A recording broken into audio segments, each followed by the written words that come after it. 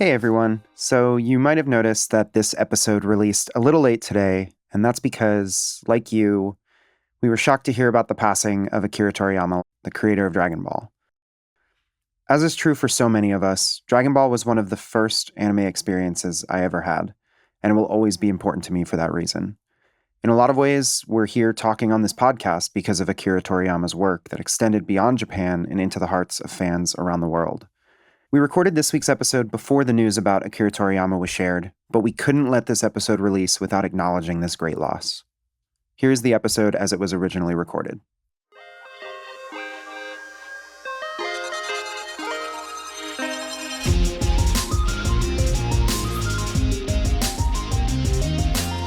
Coming to you from Crunchyroll HQ, this is The Anime Effect. Each week we bring you the latest news and views from the shows you love.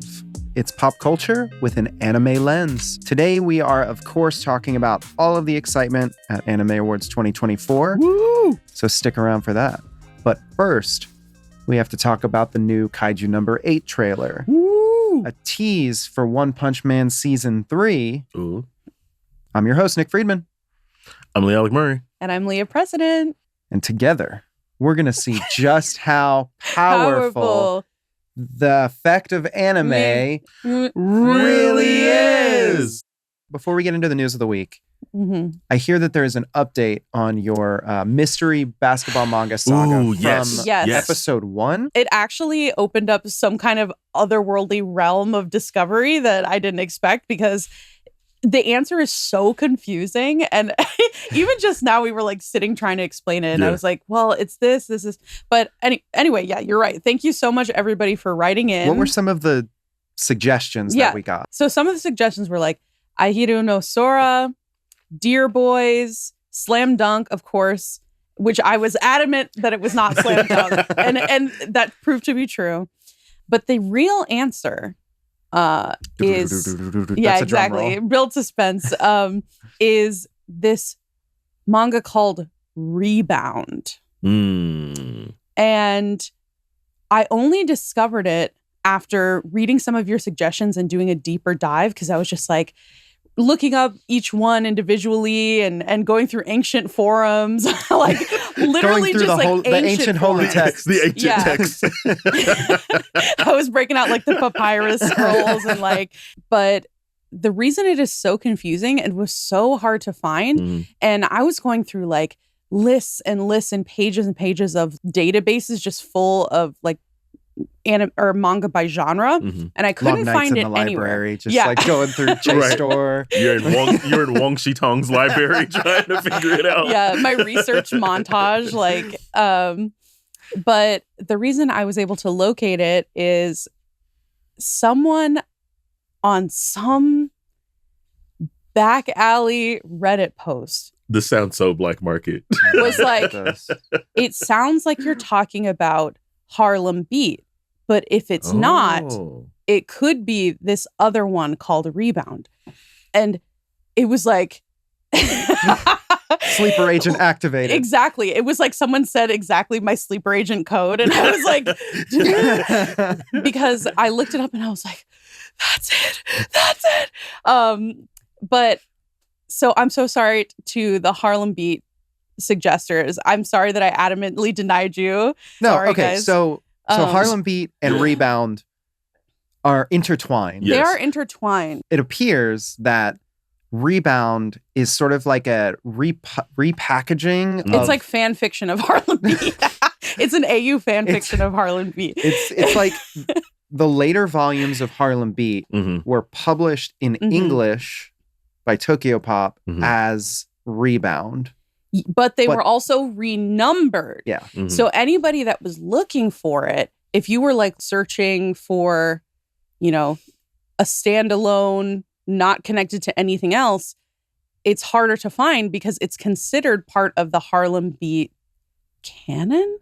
However, it's like rewritten and the characters are the same, but I think that they have different names, different plots and different names. So it's very confusing. I feel like not enough people are talking about this. Yeah. It's like lost basketball manga. Well, but you also look at like just the I think we went through this period of time when like manga and anime was finally coming to the West, and there was just a lot of weird like retconning and rejiggering. Things and, were like, changed things for like were American changed. television, Yeah. right? That's kind of like in the early Pokemon anime, they changed the onigiri that Brock eats to jelly donuts. It was so weird. It was such a weird, like, especially now knowing what they are, it's like, just call them what they are. But is it bad that when he said jelly donut, my brain wasn't like, that's not a donut. I was like, I want to eat that. Yeah, no, same thing. Kids I was won't like, realize it. No. They won't realize it. it just made me want to eat it more. So a lot of stuff like that happened. So I think this was just case in point at the time, like in, the late 90s, like early 2000s, like we were just getting stuff. Yes, we were getting it, but it wasn't in its like true form. Right. Because people didn't trust the audience either. Right, They were like, the audience isn't going to get this. We need to like Hence chop the jelly and donut. mash and screw it so that it's like different and cut out entire episodes and plot lines. And it's interesting. I think we talked about this before, like when we called out the Digimon English dub, right? Where like the vibe and a lot of the tone of the story can be like totally different. Yes. But because it was something that a lot of us grew up with, it's sort of like they own their own space. Yeah. And they can both exist. And I mean, a lot of dubs are like that now. A lot of classic dubs. Where, I mean, you were talking about Yu Yu Hakusho, where it's like you use the they're same way. both incredible stories. Absolutely.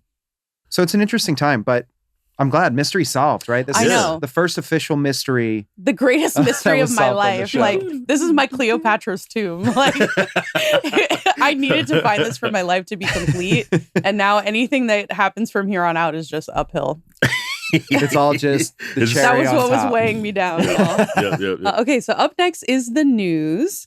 We've got a brand new anime to discuss, Kaiju number 8, of course. We love big monsters in this room. We do. As well as some updates on some longtime favorites like One Punch Man. So stick around.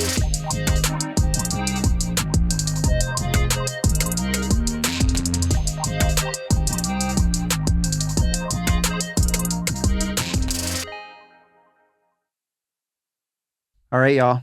You ready to dive into some news? Let's do it. I got my snorkel. I don't know why that was so funny. We need to have a snorkel in here. That Yeah. like Just a by the random time snorkel. I say, let's dive in. You're just Every like, time there's a quick cut, we're in full wetsuit. Okay, first big news story of the week. Yep. We got updates on Kaiju number 8. Right? Yes. And anytime a large monster is mentioned on this show, Yep. we're all just in a better mood. It's true. So- It's facts. Instant serotonin. We feel a disturbance in the forest and we're like, something's coming. It's a giant monster.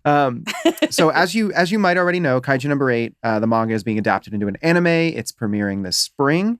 And we got a new trailer for the series, as well as confirmation of the opening and ending themes. And the artists that are performing them might surprise you. It might surprise you. Doctors hate this one new opening. So the opening theme for Kaiju number 8 will be performed by Youngblood and is titled Abyss. Okay. Crazy. Any Youngblood fans in the house? Yes, that is so crazy. And it's like it's unique because we often don't get like Western artists. Yeah. That's what I was going to say is like the whole like Western artist doing like OPEDs is starting to, I don't want to say it's starting to become more common, but we're starting to see it happen more and more often. And Cyberpunk Edge Runners had Franz Ferdinand. Yep. Though to be fair, Paradise Kiss from back in the day also had Franz Ferdinand. That's true. That's true. And then the ending theme is titled Nobody, and it's by One Republic. Wow. I mean, music is universal. That's true. I think we're honestly living through this age right now where like apps like TikTok have created like a globalization of music. Yes. To where absolutely. music from any era, any language can hit the mainstream. And right, if it goes viral on TikTok, you're going to hear it on the radio. It'll be everywhere. It'll be everywhere. So this doesn't surprise me. I always love when this happens because I like seeing like Western artist appreciation of like the craft of anime all the way back to the production stage where they're actively writing and performing music specifically for the show. Yes. So that's the unique piece here is that both of these songs were written as the opening and ending for Kaiju. I think the Youngblood song is actually co-written by the lead singer of Imagine Dragons as well. As long as it's like true to the authentic like vibe of the show, I think music is so universal that if it fits, it ships. Yeah. You know? I like Yeah. that. I like that. The USPS. Or is that USPS or is it UPS? I don't know. I don't know. Oh, it's USPS. USPS. Shout out USPS. They're the hardest working people. They really are. True, They true. really are. Okay, and if you're not familiar with Kaiju number 8, the story follows Kafka, a young man who dreams of eradicating kaiju from his world. Mhm. One day he encounters a small talking kaiju that, spoilers, not really spoilers, I bet it happens in like the first 5 minutes, Yeah. combines with him and gives Kafka the ability to actually become the monster. Mm.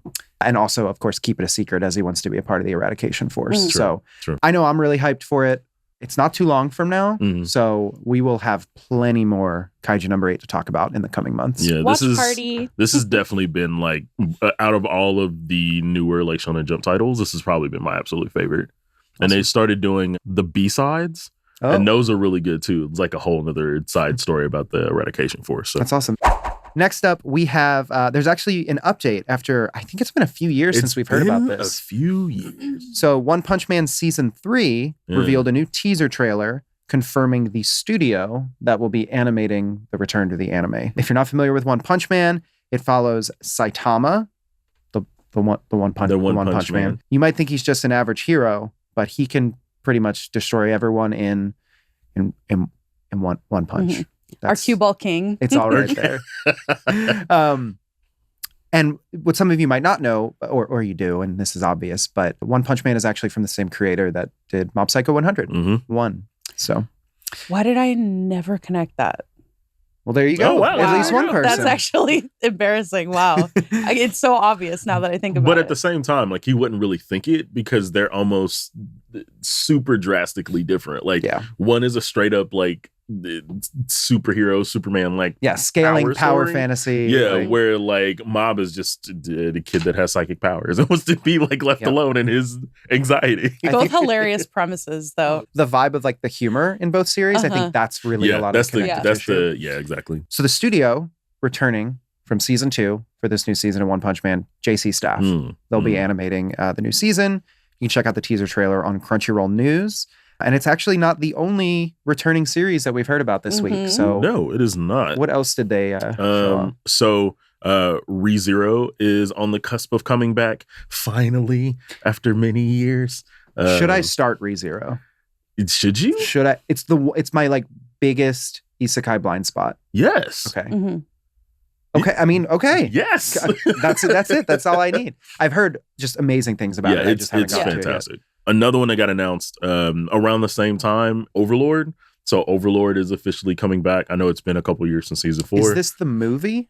Yes. Okay. So instead of them doing a traditional like season 5, the movie will be the next season. Oh, cool. So the Overlord is always been like a favorite of mine. So I'm actually really happy to see this one coming back as well too. I think of the isekai quartet group, Konosuba is probably my favorite. I love that Which is also show. coming back. So, It is. Yeah, that's coming back, I think, in spring yes. as well. Yes.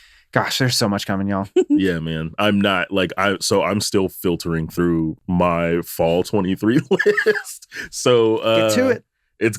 the list is just gonna keep growing. I'm never gonna finish. And that's okay. That is it. That's You know okay. what? That's okay. Like that question we answered in, Yeah. was that episode 1 also? Yeah, it's okay. okay. You don't have to, Secretly freaking out about it. Right. All right. That about does it for news this week. Up next, we're going to share even more inside details from Anime Awards 2024, including What are highlights the performances. that I'm Yes. still thinking about? They were Yes. amazing. Yes. They were worth being up at 3 a.m. And I guess viral moments. We had some viral moments. Some viral happen. moments, some reactions from the Yeah. creators and studios. All of that is coming up.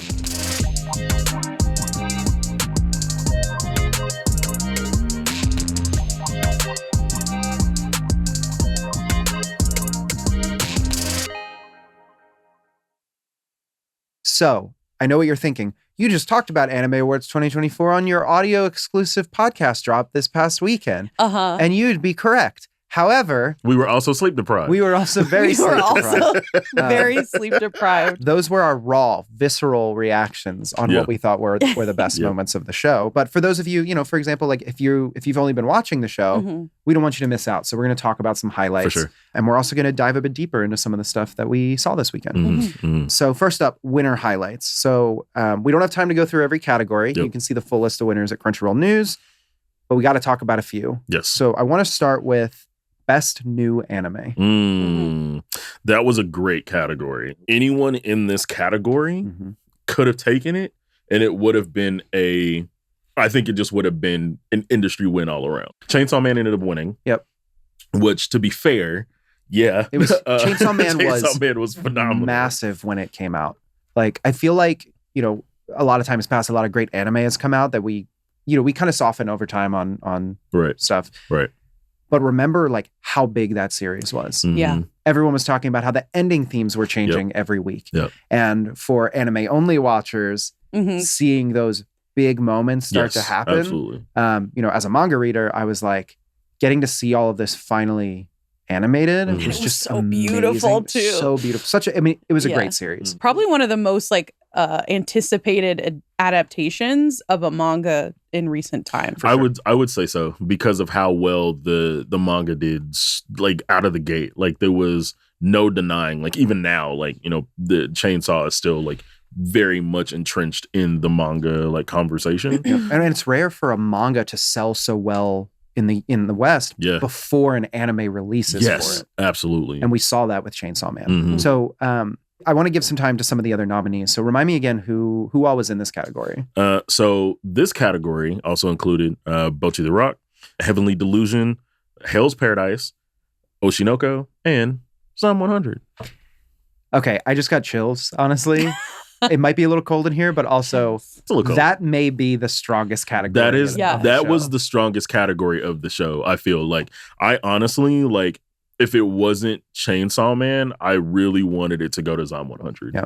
Like it, and I think I talked about it in a previous show, like just the vibrancy of how studios do like animation right Yep. now, like the color pops and the way that they man. captured the covers of Yes. because like for me a manga cover is, if I've never heard of a series before, that will sell me on it. Yeah, absolutely, 100%. And the way that they captured, just like you said, the colors, the vibrancy Yes. of that, like the like different colored paint as Yes. like replacing blood, Yeah. and just the style in Zom was Yeah. so good. It was awesome. It was great to Yeah. watch. And even like, Oshinoko being, kind of like an quote unquote, kind of like an idol adjacent show. And it just capturing people, Yep. Right off the bat. I mean, Yoasobi probably had a lot to do with Well, that. yeah, and also the hype around the Kaguya-sama creator. Yeah, absolutely. Working on Oshinoko. And it's funny that you said idol adjacent. Like both from like the song was so massive. Yes. But also obviously the genre of idol anime. Yep. And it has a lot to say about, the idol industry and all of that. Yeah. And listen, if you haven't watched Oshinoko and don't know what it's about, not going to spoil it for you. It certainly has a first episode Yeah, that yes, goes absolutely. places. Absolutely. I have to give a shout out to both Heavenly Delusion, Mhm. which is, I've seen some of the best like action choreographed moments Yeah. I've ever seen in an anime or in that Yes. show. And that show broke my heart in a lot of ways Yeah. emotionally. Yeah. And of course, Bocchi the Rock, which Yeah. I've mentioned it before. That was like basically my favorite of last year. But Bocchi did walk away Yeah. with an award, It so did. we'll take Yeah. that. And then last shout out, Hell's Paradise. It was Great. phenomenal show. As soon as I started watching the show, I immediately went back and started kind of like reading the manga because I hadn't read it. And it's fairly short, right? And it's pretty short. But I mean, just again, another one of those ones where it just plays with like the art style and the colors and the environment. Like, so that's what I think the common theme was for a lot of these titles and Yeah. why this category was so loaded is that every one of them dealt with art and storytelling and the perspective of the main character so differently. True. And it's all like, and they're not all the same genre either. So that was A1 nominees. Leah, did you have a favorite from that category? Chainsaw Man. I'm happy with the win. Let's go. No objection. I love it. Okay, next up, the category of best film, Yes. which I have to Ooh, shout yes. out. Of course, Suzume. Suzume. of course, Suzume took of the course. win. you know, I'm a sucker for Your Name and other Shinkai Mhm. films. Yeah, But Suzume was It was Yeah. so good. it was one of the best experiences I had in an actual theater Mhm. last year. Mhm. The score was incredible. I The- love the music. Yeah, the music was gorgeous. And Leah and I actually got to see Radwimps in concert Yes. in Chicago last year. Yeah, and they played clips of Suzume like visuals on their whole setup, and it Mhm. was the whole audience had. It was like a sea of light. Everybody had their phone lights out. lights out. It was surreal. It was. Felt it felt so connecting as a fan base of Mhm. anime too, to see how many people first knew of it and Mhm. like had Yep. seen it or were fans of it and were interacting with the music. And when they played the first couple notes, everyone uproariously. Everybody just crazy. It was so fun. It was such a magical experience.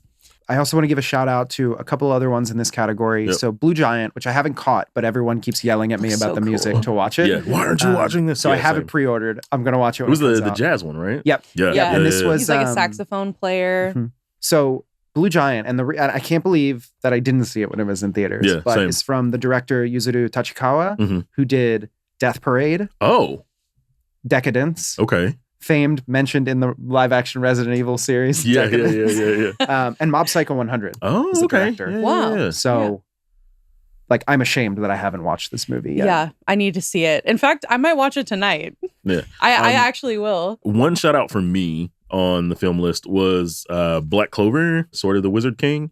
Probably because I'm a big Black Clover apologist. I thought this film, for somebody that has been chomping at the bit for new visual content for Black Clover, I thought this was a really cool way to tell an original story for characters that everybody is kind of grown to love in the action anime space. And it was just so cool to just see, like, to just sit down and be like, cool, I'm just gonna watch an entire Black Clover experience and that be it. I was glad to see that it did get nominated, and that Black Clover still in the anime conversation. I'm happy for you. I haven't seen any Black you, brother. Clover, but I'm happy for you. Man. I know we mentioned Slam Dunk earlier, Yep. but the first Slam Mhm. Dunk, which is another one that all of the hype kind of came once it released. Yes. I know that the Japanese release, of course, generated a lot of hype. Yeah, it did. You know, it It did a did. lot of the Japanese box office. Mhm. And when it was released here, a lot of people were really celebrating it, like, critically, because I've heard that it's not something where you have to have the context of the Mhm, Slam Dunk mhm. series to enjoy it. Obviously, you'll probably get more out of it if you Right. do. But the thing that drew me was the really unique animation style in the film. Yeah. It was good. It was good. Yeah. It was, again, it's one of those ones that, like, you wouldn't expect it to do so well. But, like, I remember the first week sales in Japan, I was like, this, like, people came out and were just supporting it, just Yep. heavy. But that's to your point about, like, the validation of anime in the film space, Yeah. especially globally. Like, we are seeing it more and more frequently. Yeah. To the point where it's not like, Demon Slayer's the exception, or Right. The Studio Ghibli film is the exception. It's Right. like, no, people are anticipating. Yeah. these People are now. coming to see Mhm. these. Yeah. Yeah. And of So- course, shout out to Psychopaths Providence. Yeah, of because course. More Of Psychopaths course. is a good thing. Yeah, Like, exactly. Let's just agree there. Before we wrap up winter highlights, I want to obviously touch on Anime of the Year. Yes. Jujutsu Kaisen Season 2 took the win. It took multiple wins. Yeah, this was Jujutsu Kaisen Season 2. This was year. the JJK year. There was the Jordan year. There was the JJK year. This is what it is. And the presenter, Megan Thee Stallion, was so excited to present that because, as we know, Megan is a huge JJK fan, regularly cosplays. Yep. Like, she had, before the huge Gojo moment that like broke the internet over the weekend, she did a Sukuna look that was like awesome and everyone was losing their minds. She was definitely geeking when she When she opened the announced envelope. it. And I'm so glad she had that moment because I know she is a true fan. And so that's going into the Mind Palace for sure. Yeah, for sure. One of the things I always love about Anime Awards is seeing creators and Yes. studios react and Mhm. respond to their wins Absolutely. on social media. Mhm. One of my favorites was some of the team that worked on Buddy Daddies Mhm, responding mhm. to the best original anime win. Mhm. Because I think a lot of people potentially considered that an underdog show for Yes. that category, Yeah. like the heart in the winners when you see that. Mhm. Obviously, Shinkai, Yeah. Makoto Shinkai tweeted Yeah. about the award for Suzume Mhm. as best film. Yeah, I always love seeing those I highlights. mean, even for as many awards as, JJK won, the last weekend, like the creators were still so like kind of like humbled and taken aback, and they're like, really? Like, it's like, I won this. And it's Are you sure? Are you sure? And it's like, yes, you did good. We love you and we think you're super cool. Do you want to hang out or not? But no, honestly, like that's a good point around even some of the other nominees for Anime of the Year. Obviously, I have to give a shout out to Vinland Saga Season 2, which was probably neck and neck with Bocchi the Rock for me, for my favorite series of the year. Bocchi head shout out. So good. Oshinoko, I did see that the team behind Oshinoko shared their thanks for all of the nominations, which was really cool to see. And then, of course, I think Chainsaw Man. Yes. And am I missing one? Demon Slayer for Anime of the Year. Kimetsu no Yaiba. Yeah. Swordsmith Village arc. Yeah. There you go. We got there. We got there. Say its name. No, it was... The show has a name. It was an incredible year. Being a part of kind of covering the Anime Awards this year has been really awesome. Yeah. I've enjoyed talking about it with you guys. And honestly, for the show itself, just seeing so many people, both at the show and like on the internet, just come together with their love for anime. I know we were, the Anime Awards were trending. Every single TikTok I've been seeing is just Anime Awards. It's crazy how many people either woke up or like stayed up to watch it. Like, I didn't expect so many people to do that. For this week's recommendations, we're sharing our favorite underrated shows from 2023. Let's get to it. I have mine. Oh. I feel like I'm always like, I have it. Pick me. It's me. Sir Nicholas, what you got?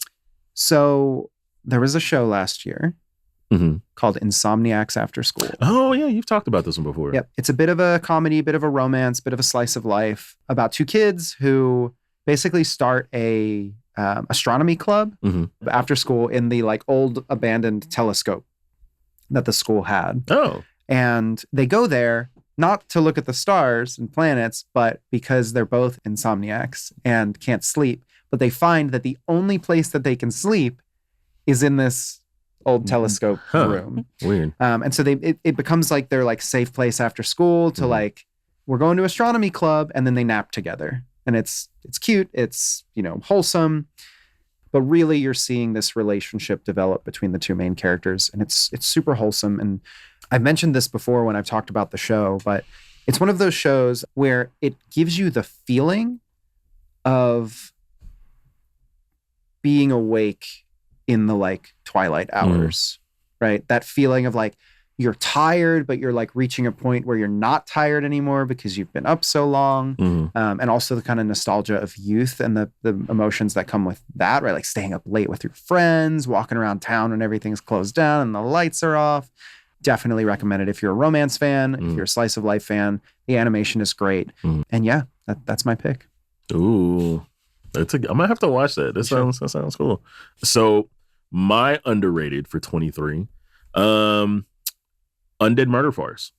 Ooh. That was like, so especially for someone that is a fan of just anything that is in that like Sherlock Holmes sphere of storytelling, this is very much what Undead Murder Farce is. You have like this half orc, half demon character.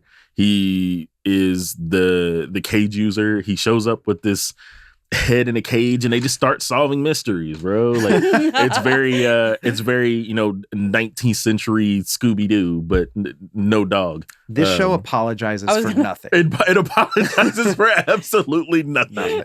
But no, I don't think we have enough titles that are kind of in this like mystery kind of like monsters and demons kind of sphere, especially like Inspectors, like the only other one I can think of. Exactly. Like there's not a lot. And I thought this was a really cool take on it because even in the show, you have Sherlock and Moriarty and they play a big part of it as well too. So if you want one, like if you just want one that has like mystery and intrigue and the fight scenes are actually pretty cool. The main characters are, really cool. And I think this was the beautiful part about it is that they kind of like drip feed you mysteries. And it's not like you have to spend an entire season getting like piecemealed, right? Like they're like, cool, here's this one. And then here's this one. And then here's this one. But there's also the overarching like larger story of this. So it was really cool. What do you got for us, Leah? Okay, so I know it was up for some awards this year, so some people may not think of it as like underrated, but I would probably say Tomo-chan. Ooh, Tomo-chan. Tomo-chan is a girl. One. Yeah, That's a so good one. Tomo-chan is a girl is about this girl who has a crush on her like childhood best friend that they kind of grew up like roughhousing and stuff, and at first he doesn't really see her that way, and it's kind of about like the expectations of like what you should or shouldn't look like and your identity versus like how you want to be perceived. And I just liked it a lot. I thought it was really cute. If you're a romance anime person, there's a lot of really funny moments in it. It was so funny. Yeah. That show is like laugh out loud. It is really funny. Hilarious. It is so funny. And it's kind of like a comedy of errors too. Like it's one of those comedies where things go wrong and that's the funny part. Yeah, Tomo-chan is a girl. If you haven't tried it, give it a watch. One cool thing about Tomo-chan is in the English dub, the actor who plays Carol is the same in both English and Japanese. Yeah. Sally Amaki, Yeah. who also just hosted the Anime Awards. We There you love a go. bilingual queen. There's a video of her. A group from Crunchyroll took her to Buc-ee's. Oh, no way. I when remember when about she this. came to the Dallas office to record her scenes for the English dub, and she bought like boots and a cowboy hat. They took her to the Fort Worth stockyards. Sally is incredible. Tomo-chan is definitely, it was one of my favorites last year. Yeah, too, it was. She's yeah, so it cute. was- She's it so was- it was a good talented, one last year. Yeah. All right. That was our recommendations. Thank you, everybody. Now it's mailbag time. Let's see what we got. What'd you guys send us this week? What we got? Okay. Question number 1. We were just talking about 2 underrated rom-com. Yeah. From Sunweb Kid on Twitter. What's y'all's favorite rom-com anime? Mine is Toradora. First of all, Toradora is an all-timer. You know, I will never not talk about romance anime. If you haven't watched Toradora, watch it around Christmas time. Oh. I consider it a Christmas anime. Oh, okay. It has like a very like nostalgic holiday romance vibe to it. Sure. Definitely, you got to watch it. Okay. That's not my pick, but Just context. I'm context. celebrating the question asker's suggestion. Right. I mean, I don't want to just sit here and talk about rom-com for 20 I minutes mean- because I will. Because you will. but So as someone that is not a big rom-com watcher, why would you do this to me? it's gonna happen eventually. But one that I was actually like one of the first manga that I bought when I started collecting and then turned it into an anime was Rosario Vampire. Oh, Like yeah. Rosario Vampire. Yeah, Rosario Vampire. Yeah, with the pink hair. Love. Yeah, I don't know. Like there was something about it. Like I don't know. I think it was maybe just like, oh hey, this looks kind of adorable. Like let me see what's going on. Because I think also at the time, like I was kind of figuring out what kind of like anime fan or manga fan I was gonna be post Toonami era. So like I would go and just spend like afternoons at Barnes and Nobles and just like be like, I need to pick something new because I was like, I'm always gonna like pick a Naruto or a Bleach or something, right? Like, let me kind of venture out and see, you know, what I can pick. What that will else is actually out be there? Really cool. Yeah, what's out there? And that was one of them. What is it? I haven't seen or read this series. What is this? What is it about? It's like this guy that I think maybe he accidentally goes there. Yeah, he's a accidentally human, run of monster the mill. school, Yeah. Well, do you want to explain? Sorry. No. I haven't. I Go haven't one read word it. at a time. But like, Yeah, popcorn I haven't. between You know what? I haven't read it in so long, so you would probably be better to explain it than I would. It's this normal dude that ends up going to a school by accident that has like is all monsters. Yeah. So there's like vampires and what's the plural of succubus? Succubi. Anyways, Succubuses? they're there. Succubussy? Nick, come on. Succubussy? What? It's not technically a cuss word. Yeah, leave it in. Kind of. I want everyone to see you for who you truly are. But anyway, hijinks ensue because the main vampire can transform into like an evil version of herself with like white hair, and they like battle monsters and stuff that encroach upon the school. And basically, but he's just a kid that shows up at a monster like high school and like becomes friends with the vampire. He gets bitten by same friend vampire and turns into a monster, and he's confused. Like super powered. It's actually like it's a really good watch. Well, Easy if it's a watch, rom-com, I'll have to watch it eventually. Oh yeah. Okay, things are about to get real serious here. Oh no. Welcome to Nick Friedman's RomCom Corner. Still workshopping the name. You need like a spin-off podcast where you can talk about this. My favorite romantic comedy anime is Kaguya-sama Love is War. Recency bias? Get out of here. That's not what this is about. This could have come out 400 years ago. Still be my favorite. Literally, in the 1600s. This would have been my favorite romantic comedy I almost said anime. cavemen. I'm like, wait, that was way longer than 400 years ago. Like, my span of time, like, is not there. It went, start of the universe, then in the year 1600, cavemen, and then fast forward and then to the now. Industrial Revolution. Okay, Kaguya-sama Love is War is a battle shonen anime for love. But not like they're fighting for love. They're fighting with their minds, their wits, they're dunking on each other. They're putting each other in awkward situations to get each of to get the other one to confess first. Okay. So it's literally like the modern dating scene, like with turned up to 100. Yes, you have Kaguya. It's hard who out is the daughter of a wealthy, prominent family in Japan. You have the class president, Shogani, who is really smart. He's number one, class president. She's basically number two. They're hopelessly in love with each other, but they don't want to admit it first because then they would lose. So they put each other into these just hijinks and circumstances to make the other one confess. You got to watch it to find out. Okay. This show has everything. It has that constant will they, won't they? It has some of the best supporting characters in any anime. There's Ishigami, who is an icon. There's Chika, who is also an icon. And her dance went viral. The Chika dance, years ago. yeah. I wonder if that guy did that guy ever get a girlfriend who's like, I'm going to do the Chika dance every day until I get a girlfriend? And it was like 5 years long. I feel like he did. And then like she did the dance with him. Maybe I'm like fully imagining that. It's how we hope the good ending is. Yeah. But I also have to give a shout out to the narrator, one of the best narrators in anime, both in the original Japanese and the English dub. I believe Ian Sinclair is the narrator in the English dub. Phenomenal. The English dub is incredible too. This is one of those shows where like you could go either way and you're still going to get the full experience. You're going to laugh like crazy and you're going to like pretty much cry when you see like the drama that comes into the show. We're now exiting the Nick Friedman rom-com corner at this point.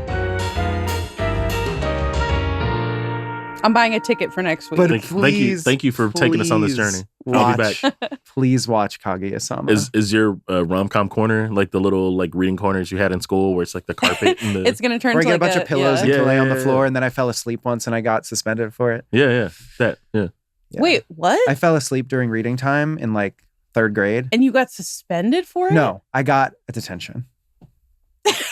I mean, still. Those are two different things. Still like, what? It's still kind of hard. They were like, for sleeping in class. And I was like, you literally put a child on the floor surrounded by pillows and forced them to read. And expect me to read this book? I'm going to go to sleep. I'm going to take a nap. And I'm here at like 7 in the morning. This was at like 9 a.m. You're trying to get me to like drink milk at 7 in the morning. Like, give me a break. Like, let me take a little sleepy eepy. Okay. I'm done. Leah, what is your record? Leah, it is now your turn. I think my favorite rom-com is probably Wotakoi. Great. Love is pick. Hard for Otaku. And it is so cute. And I think like it's kind of unique in the genre because it's about like adults having adult problems. Yep. Okay, so essentially the premise is both characters work together and they're in an office environment And one of them really loves video games. The other one really loves like manga and cosplaying and fangirling over cosplayers.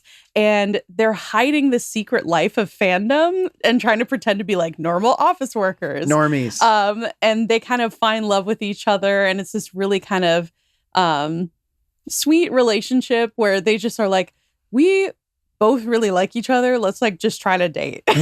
Yeah. It wasn't like this huge, long, like, will they, won't they? They were like childhood friends that were still friends that were like, hey, like, let's give it a go. And I think that's really realistic to real life. But yeah, it's super sweet. Definitely give it a try, especially people that like are in office jobs like us. I think it's super relatable. It definitely is. Yeah. You called out the fact that this is a romance anime starring adults. And it's a trend that I've really liked because, you know, as we get older, it becomes more relatable to watch shows about adults. All right. Next question from at Vampire Giraffe. It's a great name. Yeah. What's a good job to start if you're interested in working at Crunchyroll? Interesting. That's a good question. Yeah. I think what would be really helpful for this question is maybe we all share what job we started in at Crunchyroll. So for me, I feel like I took a very like untraditional route to get here because I was going to work in music, but my North Star growing up was always like the end game in some capacity is to work in animation, whether it's like directly for a studio or like, even though I have zero artistic skill, or if it was, you know, being around some kind of studio work, right? Yep. Industry adjacent. Yeah, industry adjacent. Yeah. And then I'm here because I just ratcheted up gradually. You have to find out what your love is, because essentially that's going to be your North Star is like, what do I want to do? What do I want out of my career? Yeah, I feel like my path felt a little more straightforward than it may have appeared. When I started working at like 14, I was doing retail and I did retail through college. I was studying journalism and I joined my student newspaper, and then that led to a couple of regional and national newspaper roles. And then I saw an unlisted job offer or a job opening for Funimation in 2018. It was toward the summer for a social media manager. And I had been working in kind of audience work and community at the news places I had worked for. And I was like, Funimation has been a really important part of my life for most of my life, right? So while social media itself wasn't exactly where I saw myself going, there was enough to sort of make that leap and take a chance. And from there, jumped into an editorial role, bringing my journalism background and experience. And then, of course, I'm now doing editorial and multimedia here at Crunchyroll. Bang. And killing it. Thanks, Leah. Killing it. That means a lot. I actually genuinely mean it, though, even though I'm saying it in a silly voice. No, I know. Thank you. What about you, Leah? How did you end up at Crunchyroll?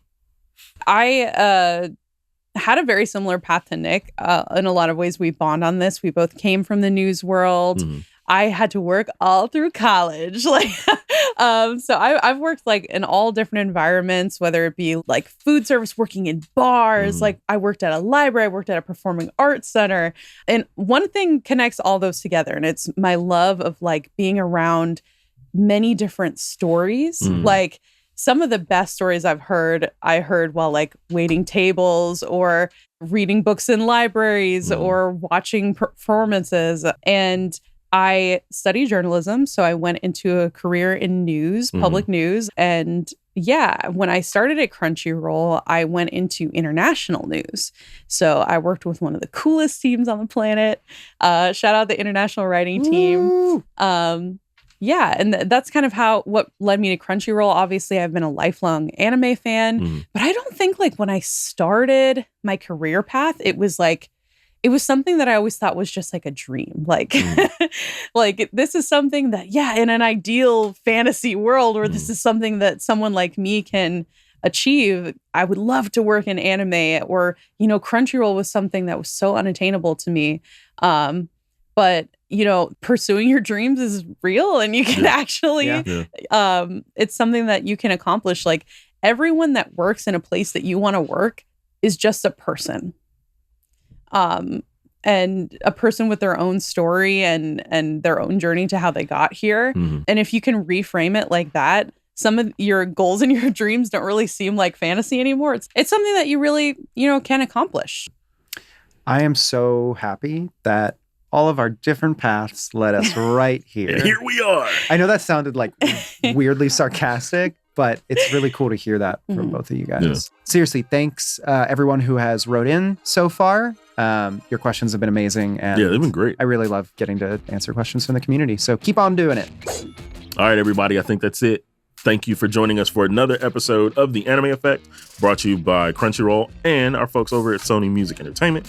Be sure to subscribe so you never miss an episode. Crunchyroll Presents The Anime Effect is hosted by me, Nick Friedman, LeAlec Murray, and Leah President. We are executive produced by Jonathan Hirsch, Shara Morris, Alex Lawless, and...